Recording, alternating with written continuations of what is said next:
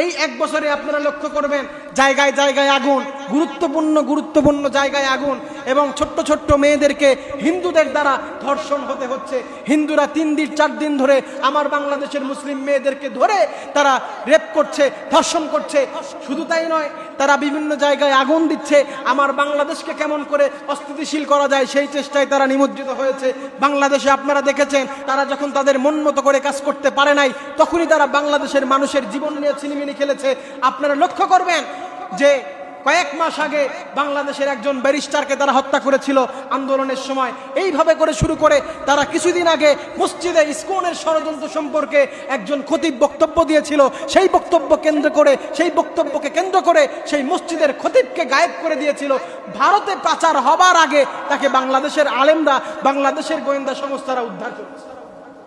তাহলে চিন্তা করেন, এমন একটা সময় আমরা বাস করছি, হয়তো আমিও জানি না, আমার কাছেও ফোন আসে মাঝে মধ্যে যে হুজুর আপনি তো খুব বেশি কথা বলেন, আপনি একটু কম কথা বলবেন, আপনার জন্যই ভালো। আমি সেদিন বললাম যে আমার যা হবে হবে। বাসা থেকে যখন বের হয়েছি আমার মা বলেছে যে বাবা যাই বলো একটু অল্প স্বল্প করে বলো, সময় কিন্তু ভালো না। আমি বললাম তাতে যদি আমার জীবন চলে যায়, আমার জীবন যদি চলে যায়, সেই জীবনের বিনিময়ে যদি আমার দেশের মুসল্লিরা, আমার দেশের জনগণ রক্ষা পায়, তবে সেটাই আমার জন্য ধন্য হবে। কথা বলে না মুসলমান? এই যে ষড়যন্ত্রগুলো হচ্ছে, এগুলো কি আপনাদের মনে হচ্ছে যে আলাদা আলাদা ষড়যন্ত্র? এগুলো আলাদা আলাদা ষড়যন্ত্র নয়। এইভাবে তারা ইসকনের সন্ত্রাসীদের দ্বারা মুসলিম মেয়েদের প্রেমের ফাঁদে ফেলে তারা ধর্ষণ করছে এবং বাংলাদেশকে সামরিকভাবে দুর্বল করার চক্রান্ত তারা করছে। যখন দেখছে প্ল্যান এ কাজ করছে না, তখন প্ল্যান বি কাজ করছে। এইভাবে তারা বাংলাদেশটাকে অচল করে দেওয়ার প্ল্যান করেছে। এটা ওপেন সিক্রেট, কম বেশি সবাই জানে। কিন্তু আমি এখনো লক্ষ্য করছি বাংলাদেশের রাজনৈতিক দলগুলো, তারা কেউ মুখ্য ভূমিকায় অবতীর্ণ হচ্ছে না, তারা শুধু তাদের স্বার্থ নিয়ে পড়ে আছে। আমি দেখলাম বাংলাদেশের ম্যাক্সিমাম রাজনৈতিক দলগুলো তারা তাদের স্বার্থের বাইরে কোনো সময় তারা কাজ করে না। তারা মুখে বলে যে আমরা দেশের জন্য কাজ করি, কিন্তু নিজেদের স্বার্থের বাইরে, কারণ জানে এখানে ভারত আভ্যন্তরিত, যদি ভারতের বিরুদ্ধে কিছু বলা হয় তাহলে আমার রাজনীতি ক্ষমতা সীমিত হয়ে যাবে, এই জন্য তারা কিছু বলে না। আমি এখানে বসে বলতে চাই, তোমাদের মতো মুসলিম নেতারা মুসলিম নেতা হওয়ার পরেও, মুসলিম দেশের সংখ্যাগরিষ্ঠ মুসলিমদের নেতা হওয়ার পরেও তোমরা কেন মুসলিমদের পক্ষে না দাঁড়িয়ে, কেন তোমরা মুখে কুলো পেটে বসে আছো? তোমরা যদি পারো তাহলে প্রকাশ্যে এসে বলো তোমরা মুসলিমের খাতা থেকে নাম কাটা দাও। কথা বলে না মুসলমান? বাংলাদেশটাকে নিয়ে এইভাবে ষড়যন্ত্র হচ্ছে, এইভাবে শেষ করে দেওয়ার ষড়যন্ত্র হচ্ছে, কিন্তু আমরা এখনো ঘুমিয়ে আছি। আমরা ভাবছি যে কিচ্ছু হবে না। সম্মানিত প্রিয় বন্ধুগণ, আসেন আমরা আমাদের দেশটাকে কিভাবে রক্ষা করব। নবী করিম সাল্লাল্লাহু আলাইহি ওয়াসাল্লামের জামানা থেকে শুরু করে আজকের দিন পর্যন্ত সেই জামানায় মুসলিমরা কিভাবে কাফেরদের ষড়যন্ত্রের মোকাবেলা করেছে, সেই বিষয়গুলো আজকে আমরা জানার চেষ্টা করব, এবং এখান থেকে আমাদের লেসন কি, আমাদের শিক্ষণীয় বিষয়গুলো কি, আজকে আমরা জানার চেষ্টা করব ইনশাআল্লাহ। আপনারা কি রাগ করতেছেন? কথা বলে না, রাগ করতেছেন? রাগ করলে করেন, তাতে আমার কিছু করার নাই। সম্মানিত প্রিয় বন্ধুগণ, আপনাদের মুসল্লিদের সম্পর্কে একটি কথা বলতে চাই। এখানে যারা মসজিদ কমিটি আছেন, 12:30 বেজে যায়, মসজিদে আসার সময় আজান যখন হবে জুমার দিনে, আমি আসার আগে গোটা মসজিদ ভরে যেতে হবে। এইটা হচ্ছে মসজিদের সৌন্দর্য। খতিব সাহেব আগে এসে বসে থাকলো কিন্তু মসজিদের মুসল্লির খবর নাই, এমনটা হলে হওয়া যাবে না। ওক্তীয় নামাজে কয় কাতার মুসল্লি হয়? কয় কাতার? হ্যাঁ, আচ্ছা আচ্ছা, যাক, যারা মসজিদে আসে না, সোজা কথা, স্ট্রেট কাট কথা, জুমার দিন থেকে শুরু করে প্রত্যেকটা ওয়াক্তে যারা মসজিদে আসতে গড়িমসি করে, সেই সমস্ত মুসল্লিদেরকে ইন্ডিকেট করে বলতে চাই, নামাজ যে পড়বে না, ইচ্ছাকৃতভাবে যে নামাজ ত্যাগ করবে, সে কাফের হয়ে যাবে।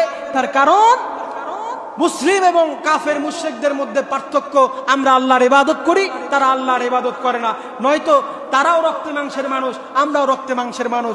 আপনার এবং একজন কাফেরের পার্থক্য হচ্ছে আপনি 5 বেলা মসজিদে এসে আল্লাহর কাছে হাজিরা দেন আর তারা দেয় না। আপনি যদি না দেন তাহলে আপনি প্রকাশ্য দিবালোকে বলবেন যে আমি মুসলিম না, মুসলিমের খাতা থেকে আমি নাম কাটা দিলাম। বোঝা গেছে বিষয়টা? মসজিদে সবাই আগে আগে আসার চেষ্টা করবে। আগামী সপ্তাহ থেকে ইনশাল্লাহ আমি বলছি 1:15-এর ভিতরে বয়ান শেষ হবে এবং 1:20 কিংবা 25-এর মধ্যে নামাজ শুরু হয়ে যায়। যারা দেরি করে আসবেন, কেউ যদি নামাজ মিস করে সেটা আমার কিছু করার নাই। এখন দেখা যায় যে নামাজ যখন শুরু হবে ভাব, সেই সময় মুসল্লি আসে আর নামাজ শেষ হওয়ার সাথে সাথে উঠে দৌড়বে। এটা কোন ধরনের ভদ্রতা? তুমি মিয়া বাথরুমে গেলেও তো একটু সময় নিয়ে যাও, আর আল্লাহর ঘরে মসজিদে আসতেছো, তুমি সময় নিয়ে আসতে পারো না? তুমি কেমন মুসলমান হইছো? তোমাদের মতো মুসলমানদের জন্যই তো আজকে বাংলাদেশের এই দশা। কথা বলে না। সম্মানিত প্রিয় বন্ধুগণ, আসেন come to my point. Nabi Karim সাল্লাল্লাহু আলাইহি ওয়াসাল্লাম যখন দিনের দাওয়াত দেওয়া শুরু করলেন, দাওয়াত দেওয়া শুরু করা অবস্থায় কাফের মুশরিকরা দেখলো একে তো কোনোভাবেই থামানো যাচ্ছে না। তারা কি করলো? মুসলিমদেরকে অর্থনৈতিকভাবে ভঙ্গুর দশায় ফেলার জন্য ষড়যন্ত্র করলো, অর্থনৈতিক অবরোধ করলো। 616 খ্রিস্টাব্দ থেকে নিয়ে 619 খ্রিস্টাব্দ পর্যন্ত তারা এরকম চেষ্টা করলো। চেষ্টা করার পরে যখন কাজ হলো না, তারা মুসলমানদেরকে সামাজিকভাবে বর্জন করার চেষ্টা করলো। এরপরে যখন কোনোভাবেই কাজ হলো না, আমার আল্লাহর নবী, প্রিয় নবী হযরত মুহাম্মদুর রাসূলুল্লাহ সাল্লাল্লাহু আলাইহি ওয়াসাল্লামকে হত্যার ষড়যন্ত্র করলো। সম্মানিত ভাইরা আমার আল্লাহর নবীকে হত্যার ষড়যন্ত্র শুরু হয়ে গেল। আল্লাহর নবীকে হত্যা করবে তারা ষড়যন্ত্র করলো। আল্লাহ রাব্বুল আলামিন তার হাবিবকে জানায় দিলেন, ওগো আল্লাহর নবী, আপনি চিন্তা করবেন না, চিন্তার কোনো কারণ নাই, টেনশনের কোনো কারণ নাই। আল্লাহ রাব্বুল আলামিন তার হাবিবকে ডাক দিয়ে বললেন, ওগো আমার নবী, আপনার হিজরত করার সময় হয়ে গিয়েছে, হিজরত আপনাকে করতেই হবে। কাফের মুশরিকেরা আপনার ঘরের চতুর্পাশ দিয়ে ঘিরে রেখেছে, অতএব আপনার আর সময় নেই। আল্লাহর নবী তখন নাজেহাল অবস্থায় ছিলেন, সৈন্য সংখ্যা ছিল না, মুসলিমদের সংখ্যা অত্যন্ত সংখ্যাগরিষ্ঠ ছিল না, সংখ্যালঘু ছিল মুসলিমরা। এই জন্য যখন মুসলিমদের হাতে ক্ষমতা সীমিত থাকবে তখন ডিফেন্স করে খেলতে হবে। যখন 10 উইকেট পড়ার আগে যখন 8-9টা উইকেট পড়ে যায়, তখন দেখবেন ব্যাটসম্যানরা ডিফেন্স করে খেলে। আবার যখন সেট হয়ে যায়, যখন রানের সংখ্যা ভালো হয়ে যায়, তখন আবার মার শুরু করে। আল্লাহর নবী সেই জন্য ডিফেন্স করলেন। মক্কা থেকে মদিনায় আল্লাহর নবী হিজরত করলেন। হিজরত করার সময় কাফের মুশরিকেরা চতুর্পাশ দিয়ে ঘিরে ধরেছে, আল্লাহর নবীকে বের হতে দিবে না, তরবারি নিয়ে তারা দাঁড়িয়ে আছে। আল্লাহ রাব্বুল আলামিন তার হাবিবকে বলবেন, হাতে মুষ্টির মধ্যে বালু নিয়ে শাহাতুল মাজু পড়ে আল্লাহর নবী কাফের মুশরিকদের দিকে ছেড়ে দিলেন। ছাড়লেন একদিকে, চতুর্দিকে কাফের মুশরিকদের চোখে চলে গেল।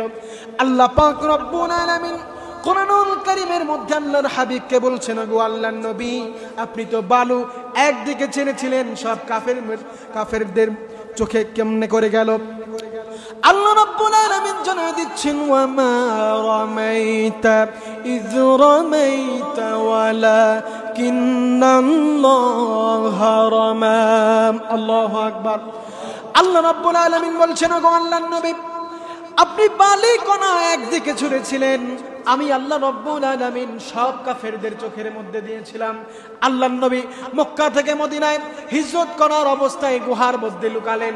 গুহার মধ্যে লুকানোর সময় কাফের মুশরিকরা তাকে খোঁজাখুঁজি শুরু করলো, কাফের মুশরিকরা তাকে খুঁজতে শুরু করলো। আল্লাহ রাব্বুল আলামিন সুন্দর করে আল্লাহর নবী এবং আবু বকর রাদিয়াল্লাহু তাআলা আনহুর কনভারসেশনটা তুলে দিলেন। আবু বকর রাদিয়াল্লাহু তাআলা আনহু বলছে, আমরা তো বোধহয় ধরা খেয়ে গেলাম, আমাদেরকে বোধহয় হত্যা করা হবে। আল্লাহর নবী তখন বললেন, ও আবু বকর, তুমি চিন্তা করো না, চিন্তার কোনো কারণ নেই, হতাশার কোনো কারণ নেই, চিন্তা তুমি করো না, আল্লাহ রাব্বুল আলামিন আমাদের সাথেই আছে। আল্লাহর নবী তার হাবিবকে, তার বন্ধুকে সান্ত্বনা দিলেন। সান্ত্বনা দিয়ে বললেন, ভয় পাবার কোনো কারণ নেই, যেই আল্লাহ আমাদেরকে এখানে এনেছেন সেই আল্লাহ আমাদেরকে রক্ষা করবেন, অতএব চিন্তা করার কোনো কারণ নেই, উদ্বিগ্ন হওয়ার কোনো কারণ নেই।